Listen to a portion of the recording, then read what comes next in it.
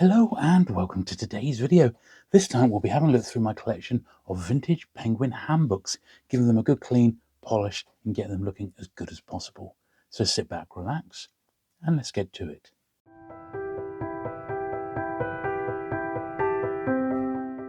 Okay then, so we start off with Penguin Handbook number 1, and these have all got the PH and then a number on. This first one actually was published as a Penguin special during the war, and this first handbook, standalone, you see there, first published as Penguin Special, December 1942, revised edition 1944, second revised edition 1945, which is actually the first volume of the Penguin Handbook. So that's what we've got here. And in all honesty, it really is only the most hardcore of collectors that would bother to be collecting the Penguin Handbooks, but some of them do have really, really nice jackets, which I very much enjoy. There's a few oddities. There's definitely a few rarities, probably based just on the actual titles rather than anything else. So I think and I've never been through them, not like this anyway, so it'll be very interesting to have a look. Now this one here, the Penguin Handyman, which is Penguin Handbook 9, I believe, PH9. I think this is the second thinnest penguin that ever got produced, certainly in sort of the vintage sphere. There is a penguin special, which is basically, it's just got a, what's the word? It's got like a staple, and there is no spine to it at all. That's the very thinnest penguin that I know of, but this is still a real good candidate. Now this one I notice has got a bit of pen inside, or pencil rather, a little ninepence possibly, so we're going to get rid of that. But for a long time I thought this was the thinnest penguin ever produced, but that has been surpassed with that Penguin Special, which is more almost like a leaflet. It's like a pamphlet rather than an actual book, but it was a penguin issue, and I've got 2 copies of this one. For some reason, I know one of them's got like an oversticker price, which I do sometimes like to have, like a little variant, but apart from that they are exactly the same. So that was number 9. Oh, this is a reprint of, once again, the same book, The Penguin Handyman, a later edition, but a different cover. So, I mean, these are dirt cheap, generally speaking, when they come up. I don't really like to pay more than £1 each for any of the ones that I haven't got. So most of the ones that you'll see here, I have got at a pretty decent price. I haven't by any means got them all. As I said, there's some I think are quite scarce, but at the same time, I haven't tried to track them down. So we'll see. It's definitely a sideline for my regular penguin collection, but at the same point, I think they are quite interesting. So as you'll see as we go along, preserves for all occasions. Well, I like a bit of jam.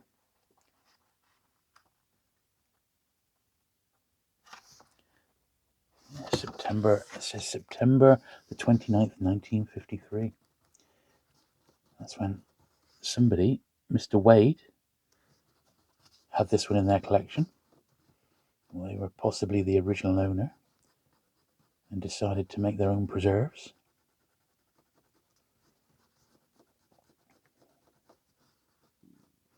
Very, very light pencil rather, but there's an awful lot of it. And we are still just post-war time, so the paper quality is not the greatest. So I do have to rub out with care, shall we say. Yeah, it's coming out, but not very well. It's a very, very stubborn pencil. But it is fading, but just not great. And you know that this rubber, I very much think it's excellent.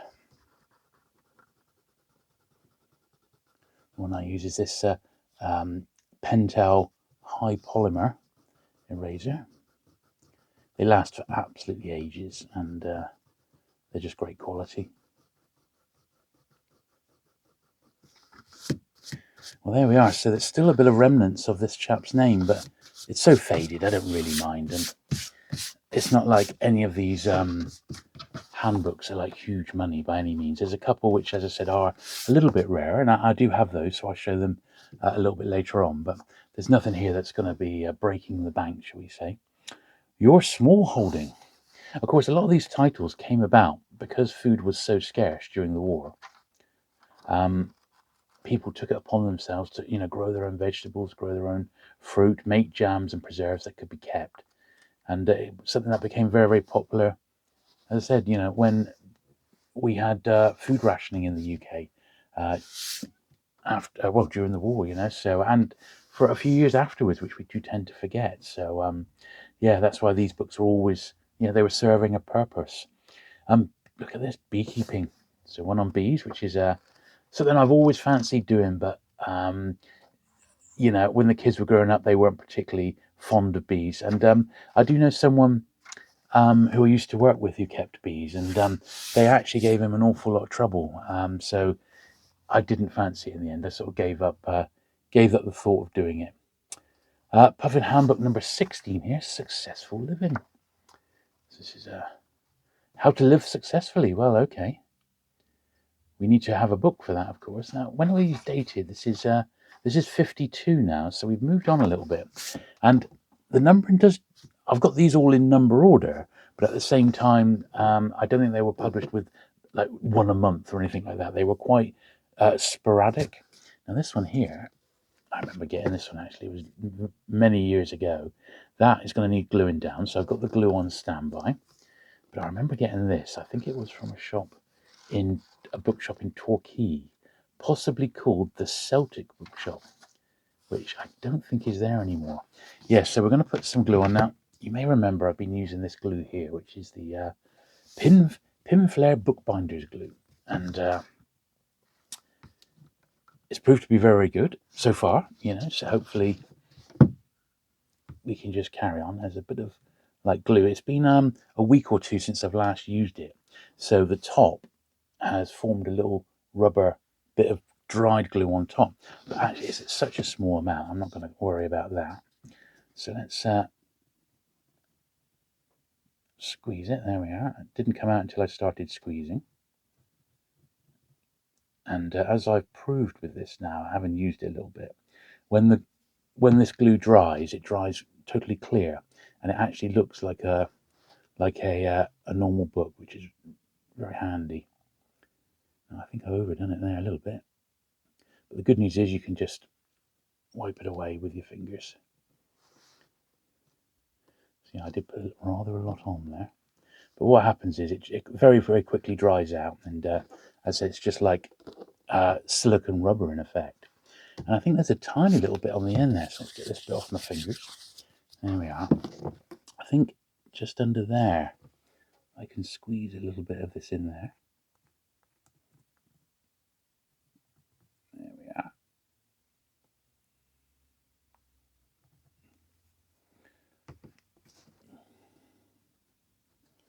There we are. See, a top and bottom of spine just needed a tiny bit of gluing down. I think the trick is, and I suppose I'll get better at this as time goes on, is to not overdo it with this glue, because it seems quite easy to come out. But there we are. Yes, I think that's okay. That's certainly better than what it was. And as I said, that will dry like a clear, like it almost looks like a gel, and it looks just like a normal book in actual fact. So yeah, good stuff. Now we've got The Flower Garden, E.R. James. Now, what was it Tony Hancock said? He said around this sort of time, he said, flowers is all right, but it's taters that feed you. Meaning potatoes that will feed you. Flowers is all right to look at, but it's potatoes that actually you can eat. And there's a lot of truth in that. See, this was 1953, but it's the next one numerically. And like typical Penguin, they do jump around a bit. A number would be reserved for a book, and it may not be ready, so they just go ahead and publish the next one.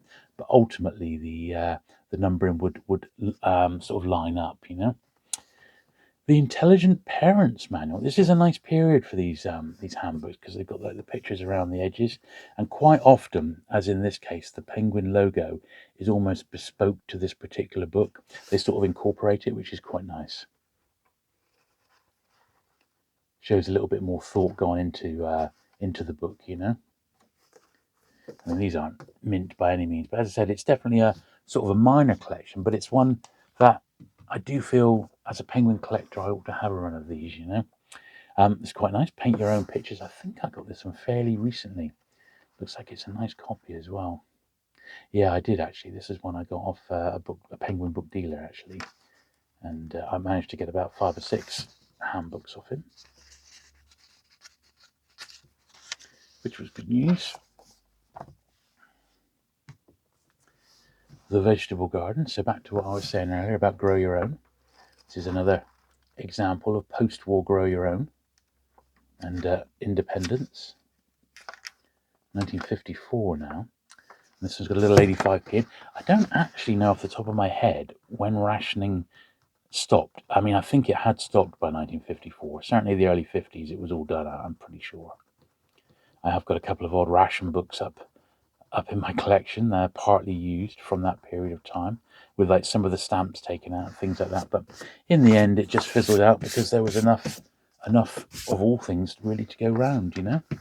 But there we are. So that's that one.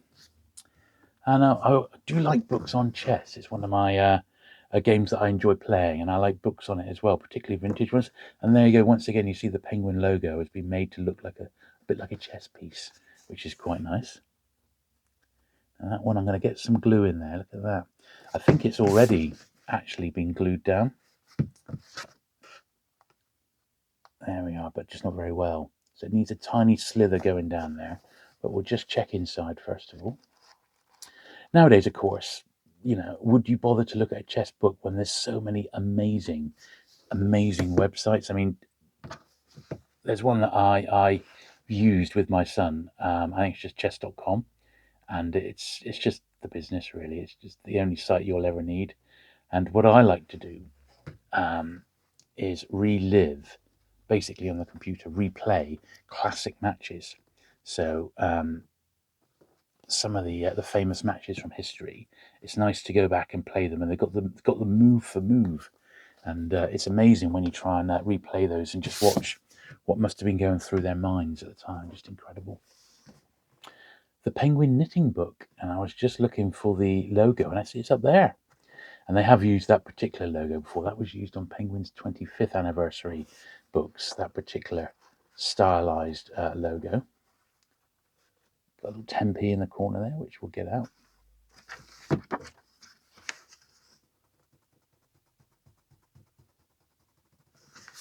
actual fact, didn't one of these have some pencil inside and I just completely ignored it? Or am I slightly going mad? Maybe I did them. Yeah, I must have done them. Okay. Next we've got The Culture of the Abdomen. Look at that. And look at that, the penguin on it has got a bulging belly because it's all about the abdomen. It's quite good when penguin have a little bit of fun like that, you know. That was number 34. And this is the first one of like a series within series, and these are they're books on different aspects of gardening. They're printed on different paper. You see the paper is like very, very white and bright. That's on purpose because they were designed to be sort of kept in a shed in the garden, really. 1958. And as I said, there is a whole series of these with this exact sort of cover design. I'm not a massive fan of them, but if you collect the Penguin handbooks, then they're sort of part and parcel of what you need to expect.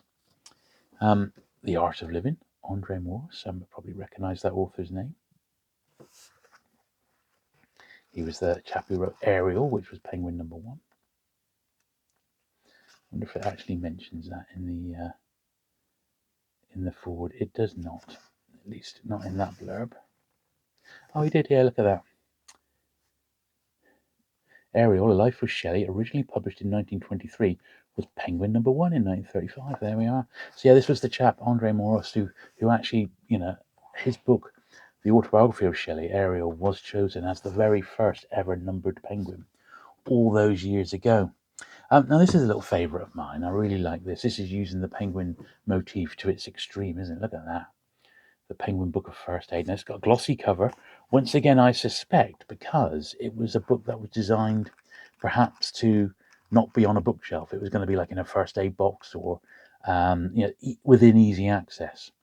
1961. Very nice. Love that sort of stuff. Now another one in that the uh, the gardening series. These are in conjunction with the Royal Horticultural Society. This is a very nice copy of that one. I'm going to slide them over there so we can start a new little pile here. This is another great one. Look at that. Flower growing for shows. What a great jacket that is, isn't it? It looks more like a puffin. It feels like a puffin because of that lovely illustrated jacket and then the illustrations inside. That is absolutely beautiful. That really nice. That's a top Penguin handbook. That one. Rock Gardens. Another one in that series within a series. That one's actually really nice condition. That one. That's good. The Child's World. Phyllis Holster. And these, I think, are the ones that are actually quite scarce to get nowadays because it was a very niche audience and perhaps not the sort of thing that would have stayed very current. I would imagine that would be the sort of book that would get improved on as the years went on. Another one on chess by that great name, Gerald Abrams. He was a noted chess author. He wrote loads of books, and what a great cover that is, isn't it? I think that's fantastic. Very much of its time. Look at that. This is like 1950s, isn't it? Late 50s. 1960, that one. It sort of says 1960, doesn't it? Look at that. That's really nice. Brilliant stuff. That's a really nice one. Some of these are excellent, I've got to say. Another one that I think is probably quite scarce, Adolescence to Maturity. Yeah, book for young adults. I think that's probably quite rare, But not a lot of people collect these, so as you see, they're missing out on a few gems, aren't they? I think these ones here, they're sort of, unless you're a really keen gardener who could perhaps relate to them, I think they take it or leave it. I don't, get much fun out of these at all. They're really only there to make up the numbers.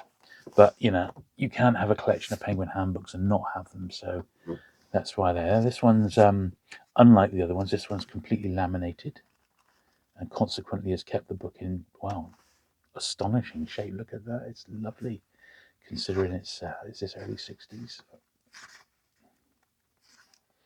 1961. Put another pile out here. Look at this Journey Through Adolescence. Got to be scarce. That also laminated. Not sure if this is going to be a trend. Well, we'll see as we go along. A little 40p inside.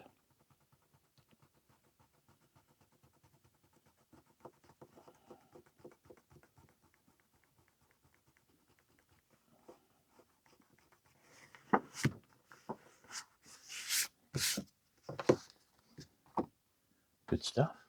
The Spare Time Book. A Practical Guide to Adventure. Wow. It's named at young boys by the look of it. A bit of climbing and gliding and what have you. Predominantly young boys. The Spare Time Book. Tip-top condition. Very nice.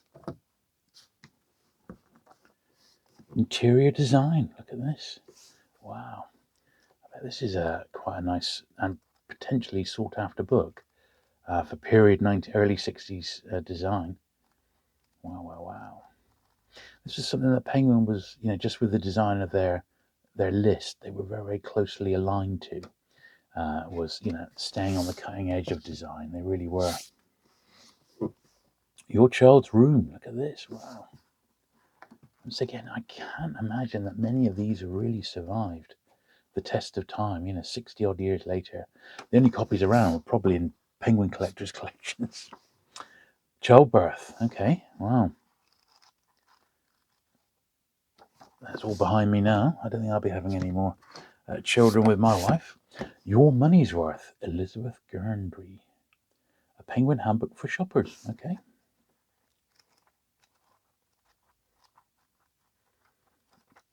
I suppose this was the age where people were starting to have their fill their home up with conveniences. 1962. Oh, another one in the that series in conjunction with the Royal Horticultural Society. Gardening the Modern Way.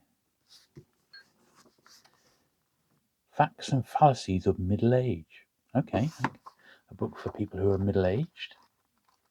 Okay.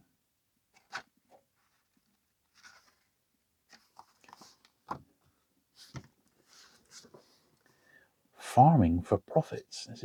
This is laminated, but it's got some laminated peel, so it has suffered a little bit of wear there.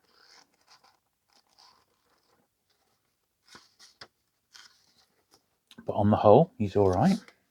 Let's put another wedge over here. So yet another Raw Horticultural one. This one is laminated. It's had the price has been like scratched off. And actually it's got like a £2.50, and as I said, my limit on these is like £1, pretty much. I don't tend to pay much more than that for them, so £1 or £2 I should say, but I wouldn't have paid £2.50 for this. But evidently someone did at some point.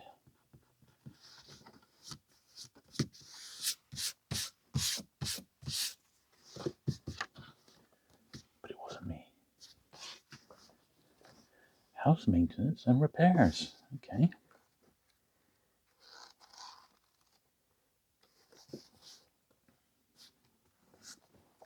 He and she. What is all this about then? Okay. A book on sex intended for younger people. And we'll just leave it at that, eh? Keep this book, Myra. Cool, you couldn't make it up, could you? Yes, evidently good advice in there. Wonder who gave Myra that one. And this one's one of those odd collectible ones. It's a book on scootering. So if you can imagine the era of quadrophenia, the mods and the rockers, and scootering became very, very popular. My mum had one. She, with her friends, scooted from Penzance to London in the early 1960s. You can't imagine doing that today. Some classic scooters, Vespa. So yeah, quite a collectible subject. What an absolutely knockout cover that is, isn't it? Brilliant. Yes, quite a collectible one that. So pleased to have that one. How to cook and eat Chinese. Look at this. Very interesting. So they do move into doing an awful lot of cookbooks. I have to say, I think they must have proved to be supremely popular. The Penguin Book of Dogs. Well, Pan, of course, did the Pan Book of Dogs and Cats as well. So I guess Penguin were big enough a publisher to have their own non-fiction book on the subject. Water Gardens, another one in association with the Royal Horticultural Society. Big heavy one here. So this is an updated version of Tree Fruit Grown, so one that we've seen before. 12 shillings and sixpence, which was a lot of money back then. I see that's been scrubbed out to 35p. And look, it's on the higher quality paper. It's a really thick book full of photographs. So this is probably the dream that the author had back during the war. So I wonder what the history of it. Yeah, look, first published in 2 volumes in 1943 as Penguin Specials. And this revised edition, 1962. There you go. And a book of French wines. Ha ha ha. I think this was another recent acquisition. I did get some recently, so they've already been cleaned. So they're going to be getting a second go through the process, but we don't mind that.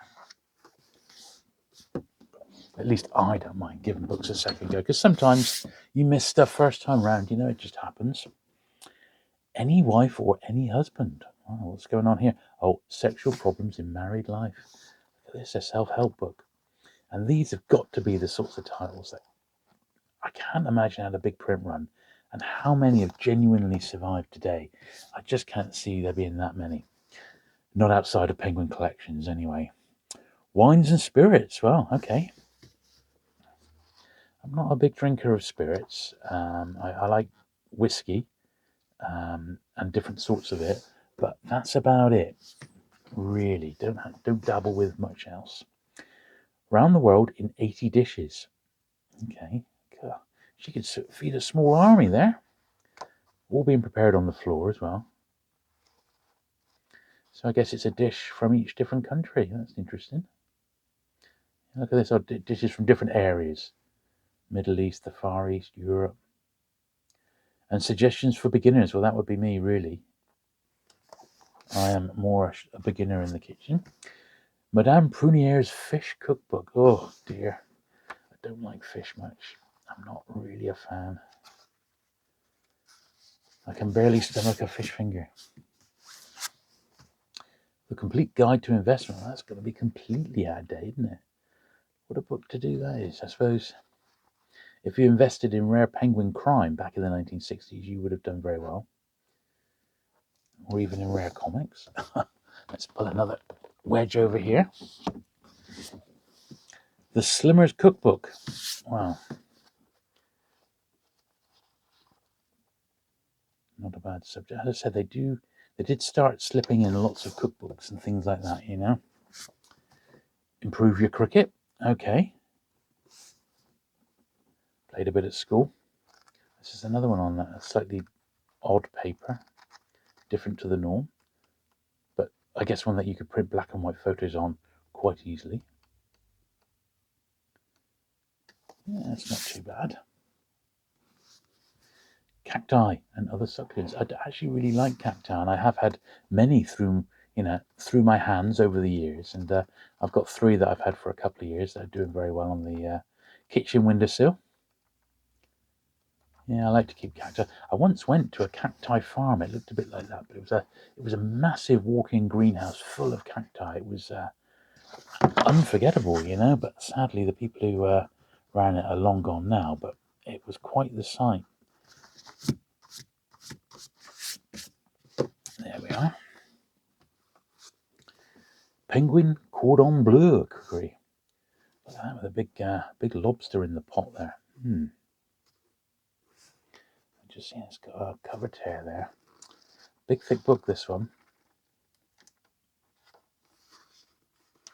Yeah, it's just slightly coming away there, but I can't re-glue it because it's right on. It's like a clean cut, so I'll have to leave that as is. But I'll make a mental note there that Penguin Handbook number 97, Penguin Cordon Bleu. I could do with a better copy because it's got that split at the top and bottom of the spine. The Penguin Salad Book. Well, here we are. This is a bit more healthy, isn't it?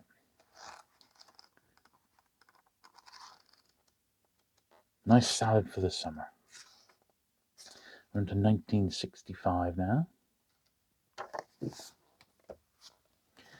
The Art of the Middle Game. Look at that. A 3rd chess book. There we are. I don't know. Haven't even been through this one at all.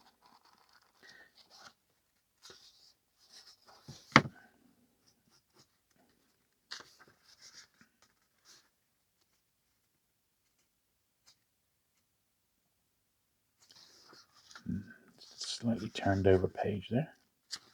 But that's okay. We got it. 1964. Slide that pile in there. Oh. At your service. A Penguin Handbook.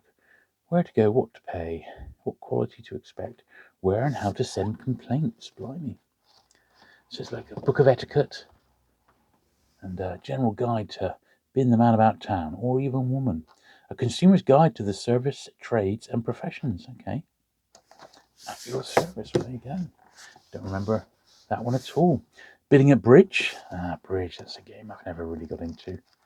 In fact, I don't play any real card games at the moment. My wife and son enjoy a good card game now and again. Hardy Bulbs. I remember I've had this one for years. Hardy Bulbs 2. Once again, printed on that really high quality paper. And a later release in the Horticultural Society series. Improve Your Athletics 1 track events. Look at that. Really well illustrated.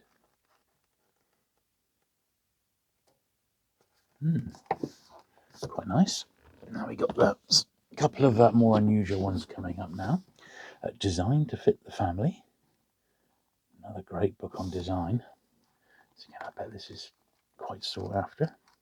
though it's not illustrated as I would have liked, so perhaps not as desirable. If it had photos of certain 60s design, I think that would probably be more attractive to someone into design. But yeah, this one had a £1 inside. As I said, that's my preferred price to pay for a Penguin handbook.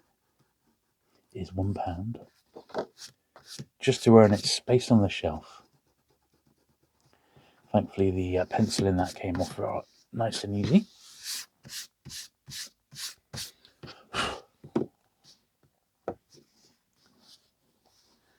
Play with a purpose for the under sevens. Okay. It's again a very, very specific book, isn't it? This one's probably the thickest one we're going to see today. Look at the travel in Europe. This is Penguin Handbook 116. 17 and 6. 17 shillings and 6. Wow. That was a lot of money, wasn't it? But I suppose travel guides always have been rather expensive, haven't they?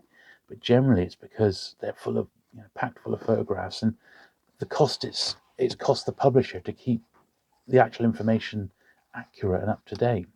There's not a lot illustration wise in this one, is it? It's full of stuff. I suppose it is covering the entirety of Europe, but even so. Well, here's the first of the slightly more unusual ones. This is a oblong one here. Où est le garlic by none other than Len Deighton. So Len Deighton actually worked for Penguin for a couple of years. He was on their sort of art department. This copy is, as you can see, it's a little bit the worse for wear, but it is an original.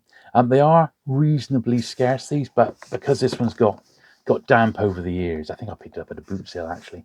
I am going to pop this one on my upgrade list. So it's a Penguin Handbook 117 Où est le garlic. I have had it for years, mind you, so I can't complain too much, but it is quite a rarity, that one, so they do tend to go for 10 to 15 each. The Penguin Book of Wines. Look at this. Yes, okay. Really nice copy of that one. Herbs and Spices.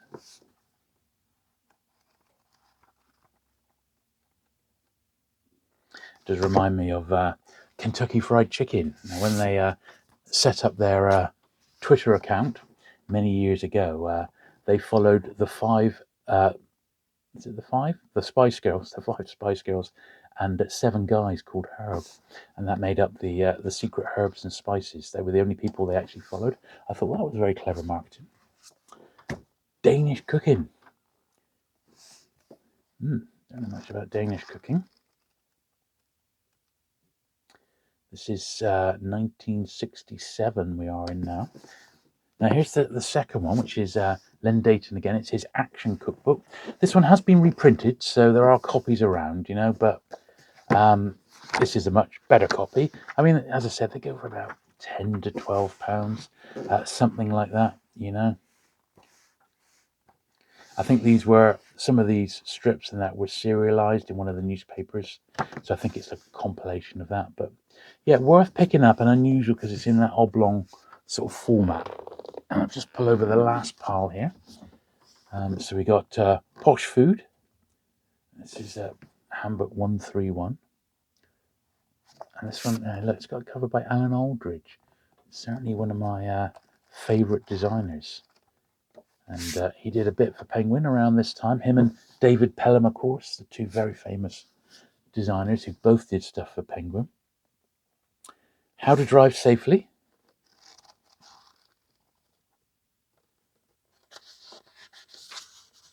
We try to drive safely, don't we?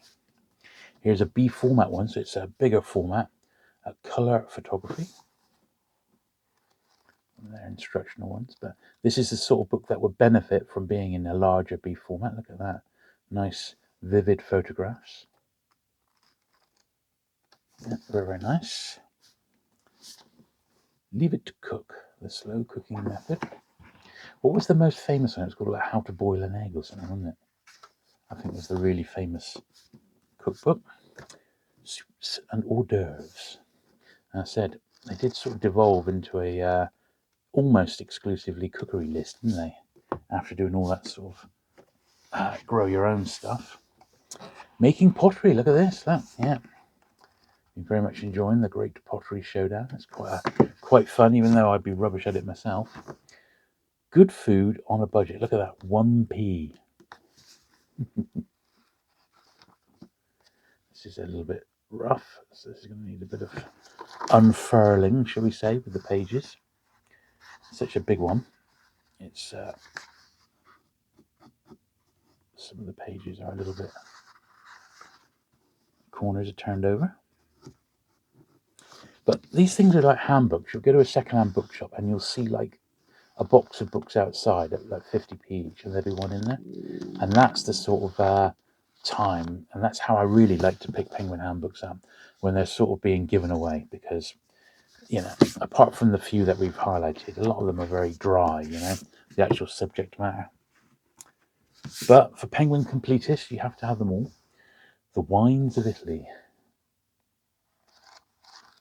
This is a slightly later one now. We're going into the worlds of ISBN, 1971. Got a couple more here which are slightly later. The Single Woman's Guide to Pregnancy and Parenthood. Oh dear. Blimey. Yeah, this is much later than I would usually collect, but it's in with my handbooks, 1975. And the last one I've got is this, the Penguin Book of Playgroups. There we are. Where would I have been without playgroups when my kids were growing up? They're very handy, and thankfully just 2 streets away, which is dead handy. There we are. So that is all the Penguin handbooks gone through and cleaned up as best we can. Now I'm going to do all the top edges with the brush. So let's get that organised. Right then, so let's just give these their brush down. And certainly over half of these have never been cleaned at all. As you saw with all the little prices and stuff we've had to take out of them. But certainly they are looking not bad at all. Now obviously these early ones which aren't laminated, I'm not going to be able to polish them, but the later ones I will give a polish over, certainly, so they're as clean as possible. But these early ones, it's predominantly dusty top edges, and we just cannot tolerate it, can we?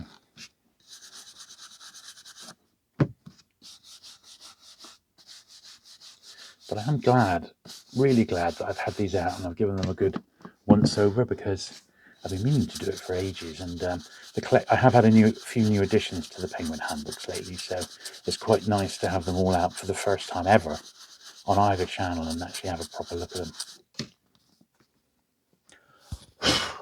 Loads came off that one, absolutely loads of dust.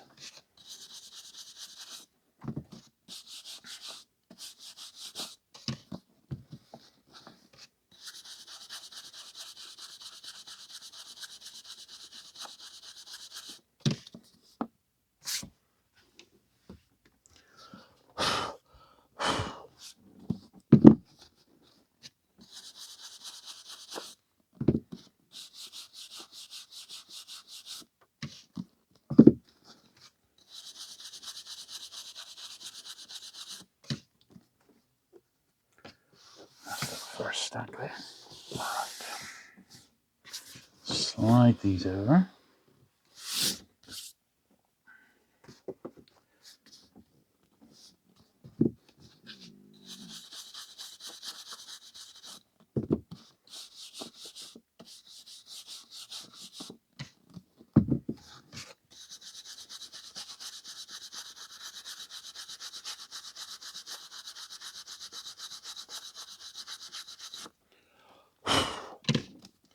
It's always the top edges, isn't it? The ones, that's the area that always picks up the dust and the dirt, where the books have been sat on a shelf.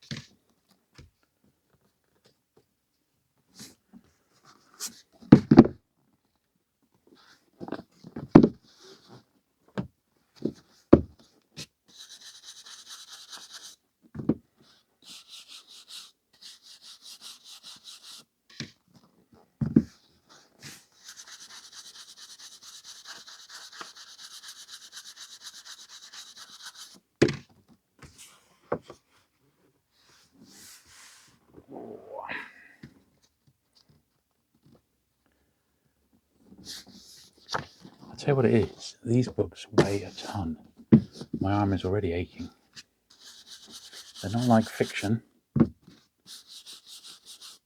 or pelicans, which are light.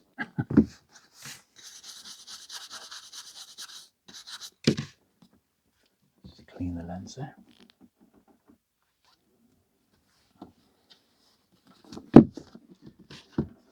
I gave it a little pause there to give the lens a bit of a wipe, because I'm doing this right by the lens of my camera, and of course the dust filters up and lands on it.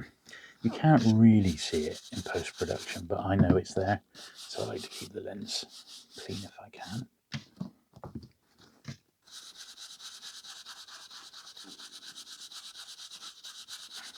I'm doing this on a Friday afternoon, actually, and we're in the process of getting our garden done. Something that's been on the cards for literally a few years, and the weather is due to go very, very bad this afternoon. It hasn't really started yet, but it might, shall we say. Although I can't hear any rain, so far, touch wood, I think we've been all right. We've been quite lucky.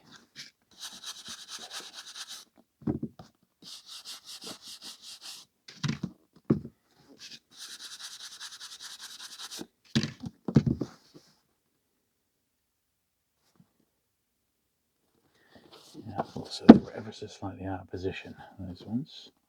So it should be 101, 102, 105, 107, there we are.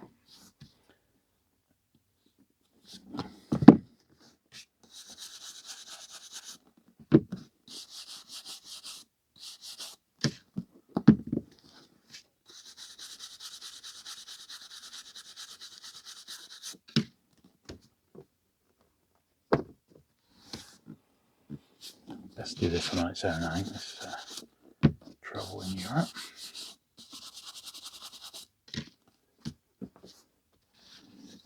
Along with this one.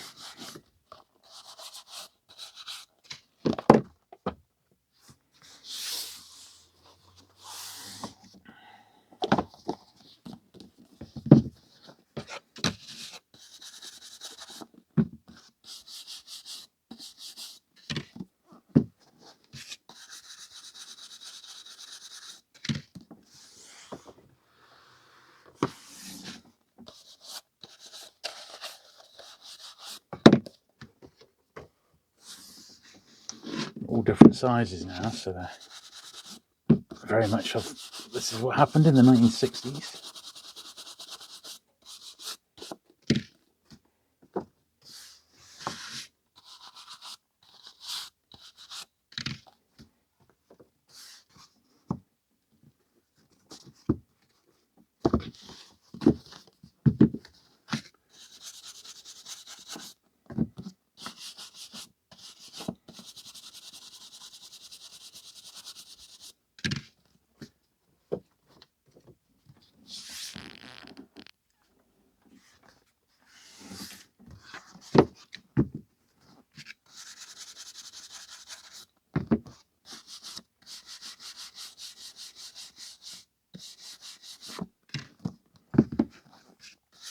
Right, so that's them all brushed, and now we're going to be doing some selective polishing. Okay then, so I'm going to be going through these, but of course these ones here have got matte covers, so they cannot be polished. I'm sorry, but they can't. But I'm just double checking, because I know some of them are quite early on did actually have laminated jackets, so if there's any that I can do, I of course will, but none of those, and that one isn't laminated either. That first one is sort of got a matte finish too. I don't think I can't polish it, sadly. So none on that first pile can be polished. Let's go through pile number 2. Yeah, see, these are sort of borderline, really. They're sort of borderline. They've got some marks which might come up, so I think we're okay. as long as we don't overdo it. Now I have got still got the very end of this Mr. Sheen, which is amazingly still got some in. So I'm going to use it until it's absolutely empty.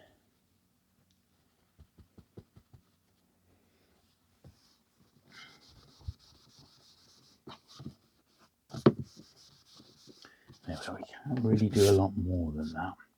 This one has got a laminated cover, so we're okay to do this one. Although it's a really nice clean copy in actual fact. There's no real marks on it to worry about. So we won't worry about that too much. See, this is another one. I mean, it's actually a really nice copy, so we don't need to worry about it, but it's sort of borderline. That one definitely isn't. That's got a matte cover, so we can't put anything on that.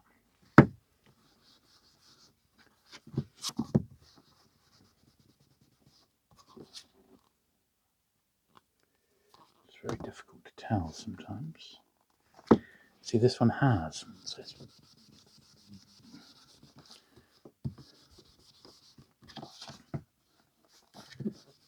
not that it was particularly dirty, but it doesn't hurt to have the once over, I don't think. Chessmind is similar. Yeah, it's difficult. If I had to pick a favourite, I don't know which one it would be. I really do like Scootering, and I do like this one, I gotta say. And that other one, where was it? It was the Village. Which one was it? It was. Yeah, I think it would be that one. That would be my other absolute favourite out of all the handbooks that I've got. Anyway, I haven't got them all, of course. I just see there's lots that I'm missing, but I am filling them in slowly but surely. It's one of those series that is now on my radar to try and complete up to up to about number 130 if I can. All the early handbooks, of course, came out as Penguin specials, and those I have got all of them, including the rarest of all, which is the wartime good housekeeping cookbook or something like that. It's quite a scarcity that. For many years, I had one without a front cover, but I didn't want to get rid of it because it was so scarce. But that one I passed on to another collector. This is laminated. This book on Delilah's. Beautiful copy because the laminations really protected it.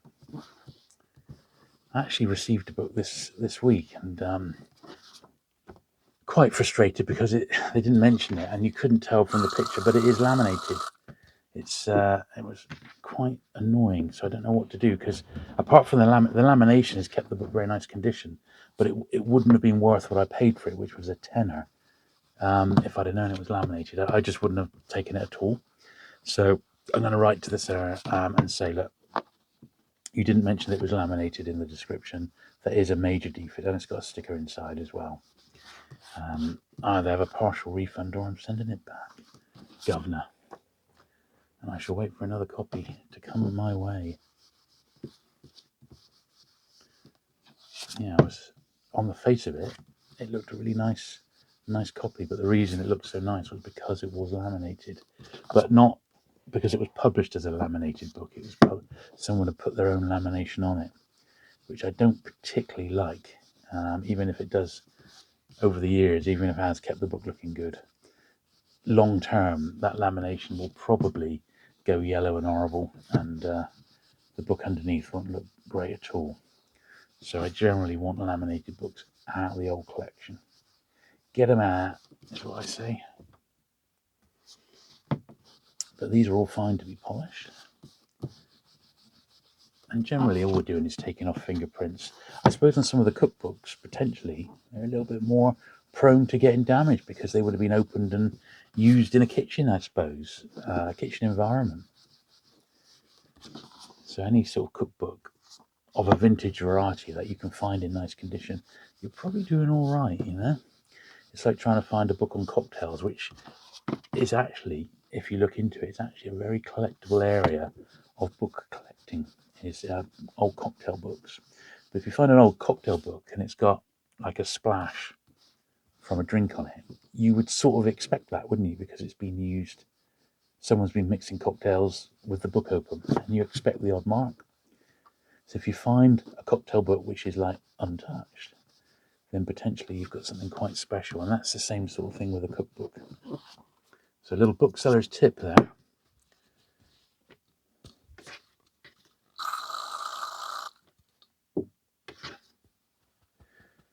The best cocktail book I've ever seen, and I haven't got one because the original was about 300-400, but they have done a facsimile of it. So if you fancy it, you can buy this in facsimile for about £30, as opposed to the original, which is a fortune.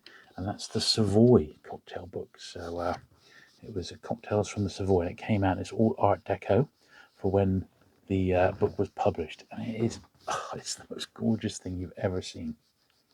Even if you never intend to make a cocktail in your life, if you love books, that is one incredibly good looking book, you know what I mean?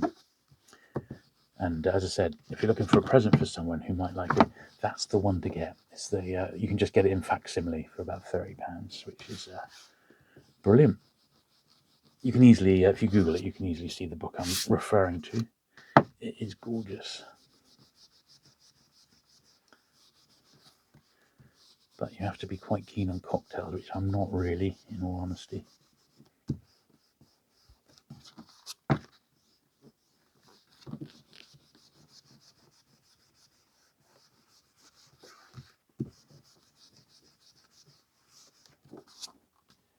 And the last one of this pile here, the Farming for Profits. I won't do the spine at all because it's the laminate's coming away, but the front and back cover are okay. There we are. Of course, Alan Lane was a keen farmer himself in later life, so I wonder if he had a little bit to do with this. Anyway, let's clear those away. Okay.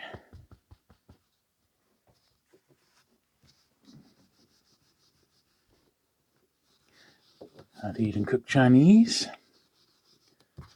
Not a Chinese for a while. A Chinese meal.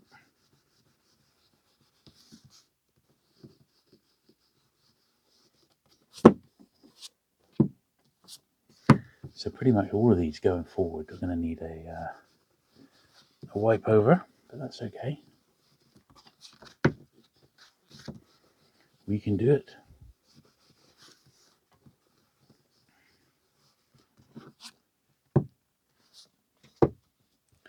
So I've been planning my next few videos on the main channel, and I'm going to attempt to do an updated 2024 book tour collection, book collection tour, I should say. So it's going to take quite a bit of time, and it's not going to be like in depth, but it's going to be just showing all the different sorts of things that I collect and what sort of quantities I've got of some of these series, because I am very much going to have to start packing stuff away fairly soon, in September. So I'm prepping that already with some stuff that's already been boxed up that I'm going to be taking out and cleaning and bagging up and filming for the last time, basically. And that's just going to go away until it's ready to go on the old bookcase, or the bookshelf rather, in my new library. And that's potentially 2 years away yet, so quite a bit of time to get it organised. But at the same time, I want to fully document everything before I put anything away. So before I start all that, because it's a huge undertaking, I'd like to film everything that I've got out as it is right now, as a little memento to how I had the collection stored. That is what I'd like to do. So that is something that's going to be filmed over many days, and I'll do it bit by bit, basically. But it's a good thing to do while the garden's being done, because I haven't always got access to the studio here, which is what I'm in now, for the best sound. But I have filmed inside the house loads of times, and it's absolutely fine. So, and now that I've got these like lapel mics, which are really, really sensitive and very, very good sound off them, I absolutely love the sound coming off them. I'm not encumbered with loads of like leads and stuff plugged in everywhere. They just work over Bluetooth, which is ideal.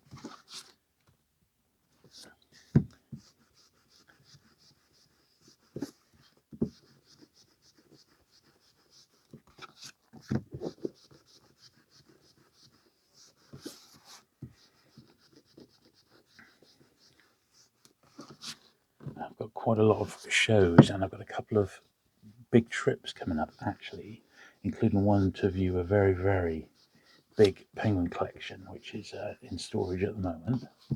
So I've got that on the horizon, and rest assured, all of that will be videoed and recorded for posterity.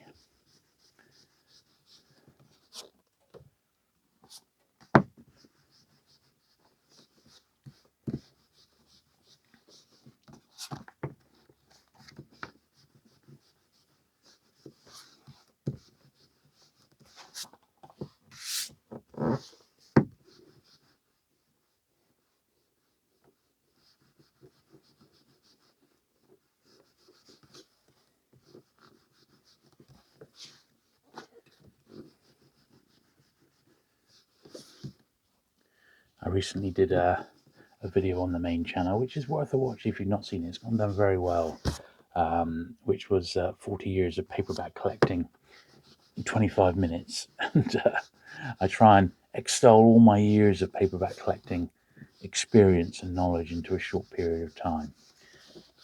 And I've had some fantastic feedback on it, so if you've not had a chance to watch it yet, please do, because it's a video I'm very proud of. And that does give you quite a quick whistle-stop tour of the collection. But there's, as I said, I would like to do something a little bit more in detail. So that's what's prompted me really to think about doing an updated collection tour, because I did do one, but it was about 4 years ago, and it's woefully out of date now. So I'd like to just do an updated one, really.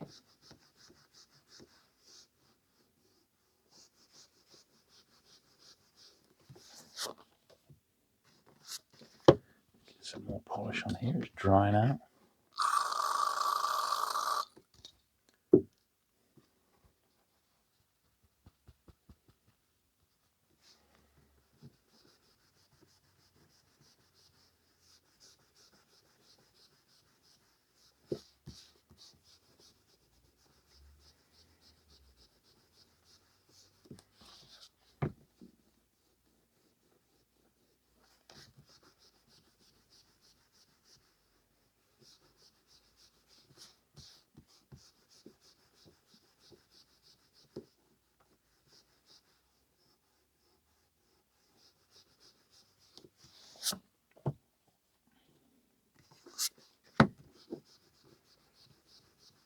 But yeah, as we start working our way through towards the tail end, as I said, with my pans now, I've actually only got, I think, 2 more boxes worth of pans that have never been cleaned, and then we've done the entire pan collection.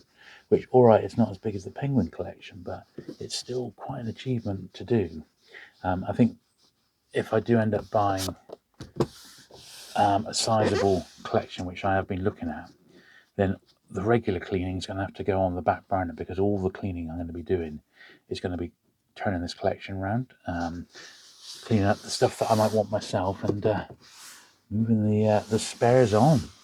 But it'll be very exciting if that does happen, and well, it'll make great telly, shall we say. Great videos. I do love cleaning an unknown collection, because you just don't know what you're going to find. I was reading one of the Facebook paperback groups, and a chap had gone this week. He'd gone to one of the tube stations where they have like a you can just donate books and people can help themselves to read on the train, sort of thing, on the tube. And I don't know which station it was, but he picked up for free. It was the Goodies file, which is the Goodies was a TV show very popular in the 70s in the UK. Three comedians, Tim Brooke Taylor, Dr. Graham Gardner, and Bill Oddie, and they sort of got up to madcap hijinks, and they were like not really a sitcom, but it was just sort of it's hard to describe really, but they had their moments, and they're very popular at one point. And this was one of many books that they printed, like annual size, and he picked it up, and it was signed by all 3 of the Goodies. So I thought, wow, that's really good. We lost Tim Brooke Taylor during COVID. The other 2 are still around, I believe. I think Dr. Graham Gardner is still around. Certainly Bill Oddie is, although he was the youngest of the 3, I think, at the time.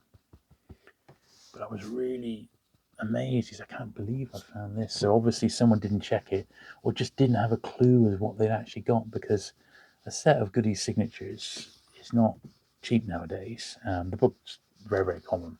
It was the goodies file, which is, it was a big seller, that, but the I don't think I've ever seen a set of signatures ever, although they must be around.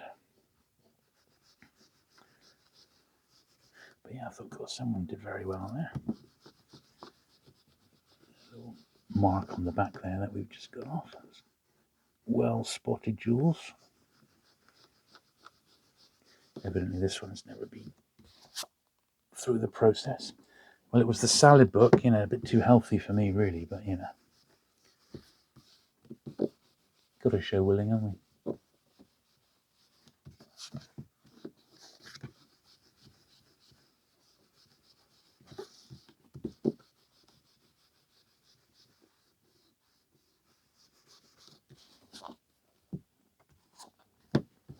It's funny how a lot of these have got like a really bright yellow cover, like they were trying to make a new identity for the Penguin Handbooks in the 60s by the look of it. Certainly they were very conscious of their design. When Alan Lane himself stepped down, there's a chap called Tony Godwin came on board, and he was a bit more in touch with the designers of the time. And Penguin, had a bit of a reputation of not keeping up with paperback cover design, but internally they were impeccable with their typefaces and fonts and things like that. But certainly the main list by this point, most of the fiction was having illustrated covers, and some of it was really, really great, but others was, they took a long time to get to that stage when other publishers like Pan and Fontana and Panther and that had beaten them to the punch long, long before. But, I think Penguin looked upon those as a bit more down market, Whereas today, we certainly wouldn't rule anything out by those publishers. But back then, they sort of did.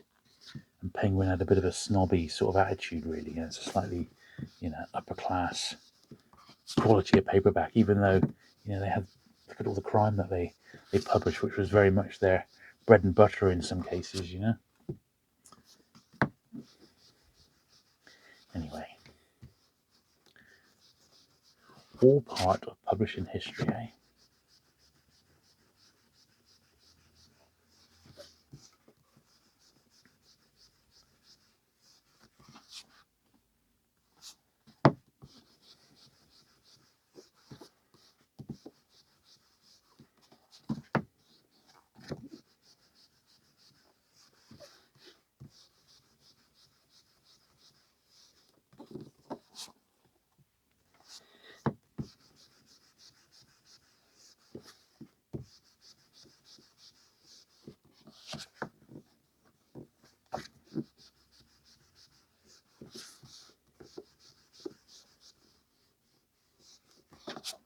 It's a little bit tanned.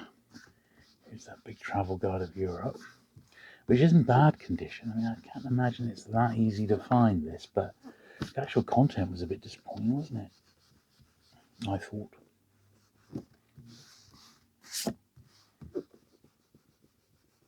A little disappointing, we shall say. And then this was the one that's definitely on my upgrade list, but that's it. Easier to find than the other one. So I'm not going to be too worried about this. Right. Just one more pile of these to go. And I think next week is another Penguin video, actually. I had these out because I found a new place to store them in the book collection. And I thought, I'll give those a clean next time, because it's nice to do something a bit different now and again, isn't it? So, but I think it is back to main series Penguin next week, potentially. Just so you know. Ooh.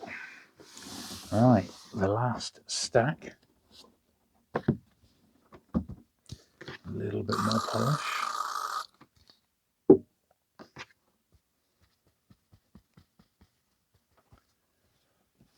Yeah, this is actually quite a nice one. I think the Penguin Book of Wine.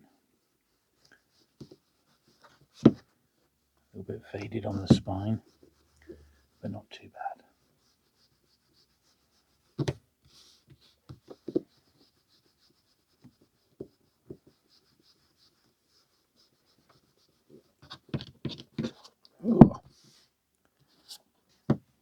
But I say, I can't remember the last time I actually found an old penguin handbook out in the wild. I think it was blimmin' ages. All the ones that I've picked up of late have come from book dealers.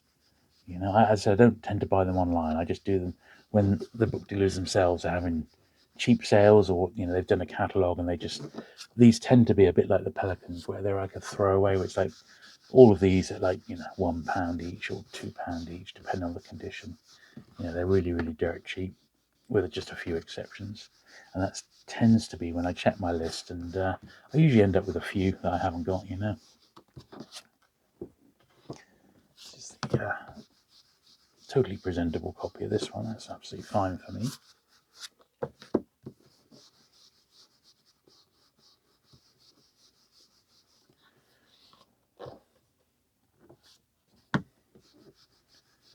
Yeah, on the Aldridge cover here.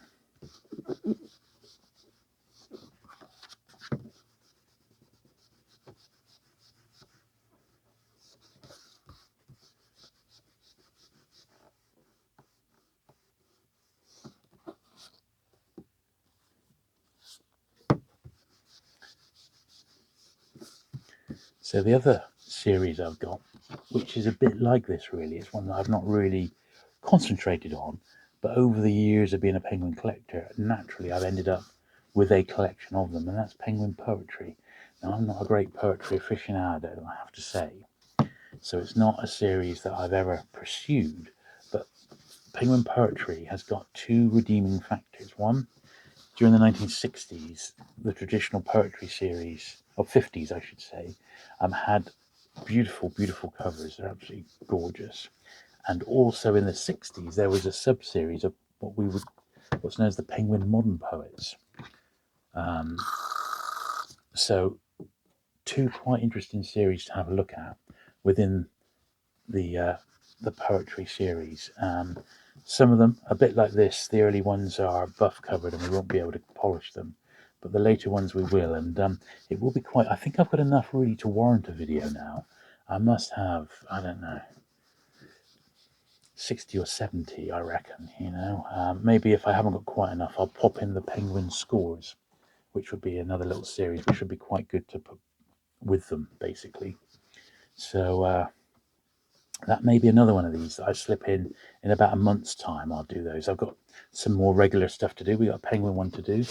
We need to do another bagging video at some point. We've got the next pelican thing to do, and as I said, we've got at least 2 more pound videos to do. So the next few weeks are sorted out. I said I will, my regular monthly pickups, I will include my cleaning videos for recent books over on this channel as well. So I will repeat the content, but I'll edit it so I take out any coverage of like brand new books and things like that. So it will just be the cleaning action on the videos over here. So they are different, but the content you may well have seen before. I haven't raided the archive for my old monthly pickup videos, but I've been doing them pretty much as long as the channel's been going. So I could, if you want, always go back and dig those out.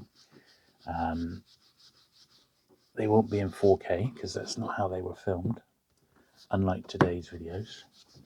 But they are full of interesting stuff, even if it's of a historical nature. So let me know if you're happy to see any of that.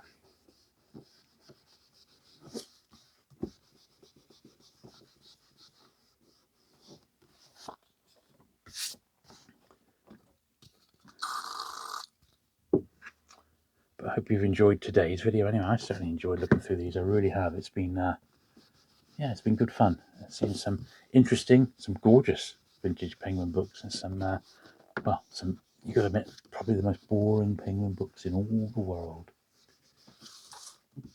but part of the collection, so that's why they're with me. If you have enjoyed today's video, do please give it that thumbs up. If you've not already, do please hit the subscribe button. We've just hit 2,000 subscribers, which is fantastic. Really, really appreciate all the support over here. Even if you don't watch every video, as long as it's helping you relax, which people do find these very, very relaxing. Even if you don't watch it and you just listen in the background, well, thank you for doing that. And I shall, of course, be back with you in 7 days' time with another video. Bye.